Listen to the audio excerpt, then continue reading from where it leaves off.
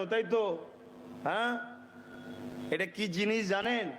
একটু হ্যাঁ কি না বলুন, জানেন কি? আমি বলবো শোনেন, একটু জানেন আমরা কোথায়? আমরা ধ্বংসের একদম কিনারায় পৌঁছে গেছি। শুকরিয়া আদায় করুন, শুকরিয়া আদায় করুন। এখনো সমাজে কেউ কেউ হয়তো জেগে থাকে, তাহাজ্জুদ পড়ে, কেউ কেউ হয়তো হক কথা বলে, কাউকে কাউকে আল্লাহ হয়তো শক্তশালী করে রেখেছে, তাই এখনো কেউ ঠেলে আপনাকে ফেলে দেয়নি খাদে। কিন্তু সেগুলো খুব শিগগিরই উঠে যাবে, চলে যাবে আপনাদের কাছ থেকে। সেদিন আপনাদের হয়ে বলার আর কেউ থাকবে না। দেখুন আমার কওমের ছেলেরা নিজের নবীর ইফতারের মাহফিলে বসতে এরা চায় না। দেখুন আমার কওমের ছেলেরা, এরা কি অন্য ধর্মের নাকি? এরাই দেখুন নবীর মাহফিলে বসতে চায় না। এই তোমরা ডাকার প্রয়োজন নেই, বাস্তবটাকে দেখাচ্ছি। দেখুন কেন এই দশাটা আমাদের হলো, কেন এই যে জায়গাটায় আমরা পৌঁছালাম, এই জায়গাটায় পৌঁছালাম কেন? দুটো কারণ। এক, বাবার ইনকামের মধ্যে হারাম হতে পারে, না আমার নিজের ইনকামের মধ্যে হারাম হতে পারে, যে হারাম খাদ্য গিয়ে গিয়ে গিয়ে গিয়ে আমাদের অন্তরে কোরআন, রসুল, আল্লাহর ওয়ালাদের কথার তাসির হচ্ছে না, উলামাদের কথার ভালো লাগছে না। আমাদের ভালো লাগে নাচনেওয়ালা, গানেওয়ালা, যারা মানুষকে সারা জীবন ধোকা দিয়ে নানা রকম ফ্রড জিনিস দেখিয়ে, নাটক ড্রামা দেখিয়ে মানুষের পকেট খালি করে বেড়ায়, তাদেরকে আমাদের ভালো লাগে। আমাদের যারা আল্লাহ চিনায়, রসুল চিনায়, জান্নাতের রাস্তা দেখায়, দুনিয়া আখেরাতে শান্তির কথা বলে, তাদের কথা আমাদের ভালো লাগে না। আমাদের মসজিদের ইমাম এখন আমাদের কাছে বিরক্তের জিনিস, মাদ্রাসার আলেম উলামা আমাদের কাছে মুফতি মৌলানা এখন বিরক্তের জিনিস, আমাদের কাছে পীর মানে এখন ধ্বংসের জিনিস। কথা বুঝে আসছে? এগুলো আমাদের কাছে বিরক্ত লাগে। কথা বুঝে আসছে? কেন এরা সিরাতুল মুস্তাকিমের রাস্তা দেখাচ্ছে, আমাদের ধ্বংসের দিকে আমরা নিজেরাই চলে যাচ্ছি।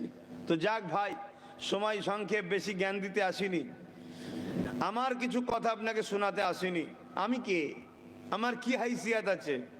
আমি আল্লাহ আল্লাহ রসুলের কথা আপনাকে শোনাতে এসেছি। তার আগে একটুটুকু কথা শুধু ধরাতে চাইছি। 1 এপ্রিল, আজকে এই 1 এপ্রিল আমার কওমের লাখো মুসলমান বানায়। ভুল বললাম? আমার কওমের লাখো মুসলিম ছেলে মেয়ে এই 1 এপ্রিল বানায়, অথচ তারা জানেই না 1 এপ্রিলটা কি। স্পেনে 800 বছর মুসলমান রাজত্ব করেছিল। কত বছর? এই রাজত্ব তো সহজে আসেনি বাপ। এই পৃথিবীতে যুগে যুগে দুই ধরনের রাজত্ব হয়েছে। এক হলো সন্ত্রাস, জালিম, বদমাই, লুটেরাদের, আর এক দল হলো ইনসাফ পরায়ণ লোকেদের। ইনসাফ পরায়ণ লোকেরা বড় রক্ত ঝরিয়ে, জানকে লড়িয়ে, যেমন আমার দেশ ব্রিটিশদের হাত থেকে স্বাধীন হয়েছে না, অনেক রক্তের বিনিময়ে।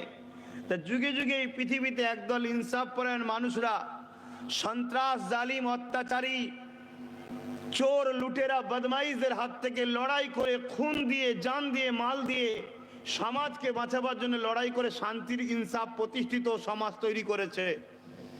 কিন্তু এই 1 পিঁড়ি 2 পিঁড়ি 3 পিঁড়ি যাওয়ার পর তাদেরই উত্তরসূরিরা লোভ, লালসা, আরাম আয়েসে ভিক্ষার জগতে গিয়ে এমনভাবে নিজেকে বিলিয়ে দিয়েছে, আবার আস্তে আস্তে ওই চোর, বদমাইশ, সন্ত্রাসরা ক্ষমতার আসন দখল করেছে। তো ঠিক তেমনই স্পেনে 800 বছর ন্যায়পরায়ণ ইসলামের অনুসারী সত্যবাদীরা শাসন করছিল। কিন্তু একটা সময় এলো, তারা এত শান্তিপ্রিয় হয়ে গেল, এত আরাম আয়েশ, লোভ, মদ, নেশা, নারী, ভোগ বিলাসিতার মধ্যে এমন জড়িয়ে গেল, আর তাদেরকে জড়ানো হলো বড় প্ল্যান করে। পশ্চিমা দুনিয়া জড়ালো, কেন না জড়ালে এদেরকে শেষ করা যাবে না। তখন তাদেরকে গণহারে হত্যা করা শুরু হয়েছিল। কাকে? তোমার আমার মা বাপ, ভাই বোনদের ঘরে, ইসলামের অনুসারীদের ঘরে।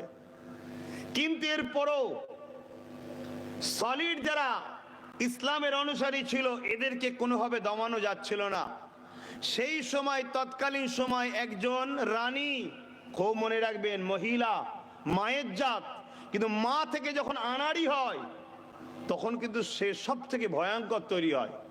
যতক্ষণ সে মায়ের জাত, মায়ের কাজে থাকে, মায়ের লাইনে থাকে, তখন সে পৃথিবীর সব থেকে বড় যোদ্ধা, সব থেকে বড় মমতার জিনিস, সব থেকে বড় নিরাপদের জায়গা হলো মা, নারী। কিন্তু এই নারী যখন তার খোলসটা নারী রয়ে যায়, কিন্তু ভেতরটাকে একটা পিপাসিত রক্ত পিপাসুর জায়গায় চলে যায়, তখন এর থেকে বড় খাতারনাক আর কিছু হয় না। এক নারী রানী সে ঘোষণা দিয়েছিল, স্পেনের এক মসজিদ, সেই মসজিদে যারা আশ্রয় নেবে তাদেরকে মারা হবে না, তারা নিরাপদ থাকবে, এবং মহিলা ও বাচ্চাদের জন্য জাহাজের ব্যবস্থা করা হয়েছে, তাদেরকে মুসলিম রাষ্ট্রে পাঠিয়ে দেওয়া হবে। কিছু বুঝতে পারছেন? ধর্মপ্রাণ মুসলমানরা আল্লাহর ঘরকে ভালোবাসে, ধোঁকাবাজ রানীর পাল্লায় পড়ে গিয়ে মসজিদে সব ঢুকে গেল তালা লাগিয়ে দিয়ে। কিন্তু যারা বোঝে সমাজ ব্যবস্থা, পলিটিক্স বোঝে, তারা কিন্তু খপ্পরে পা দেয়নি, তারা বাইরে ছিল। এই অবস্থাতেই 1 এপ্রিল মসজিদের মধ্যে তাদেরকে গণহত্যা করা হয়েছিল, এবং যে জাহাজটা ঠিক করেছিল জাহাজটাও ফুটো ছিল, সেই জাহাজে লাখো মা বেটি বাচ্চারা সেখানে ডুবে ডুবে সাগরে মরেছিল। এইভাবে তারা মুসলিমদের হাত থেকে তাদেরকে হত্যা করে স্পেনকে আজাদ করেছিল। এজন্য তারা আনন্দ বানিয়েছিল যে তাদেরকে আমি বোকা বানালাম, এটা হলো 1 এপ্রিল। আজকে সেটা আমরা মুসলমানরা বানাই। যে জাত তার কওমের খুনের দিনকে আনন্দ বানায়, সে জাতের উপরে খোদার পক্ষ থেকে আযাব আসার অপেক্ষা শুধু থাকা দরকার। এর চেয়ে বেশি কিছু আমি বলতে আর পারছি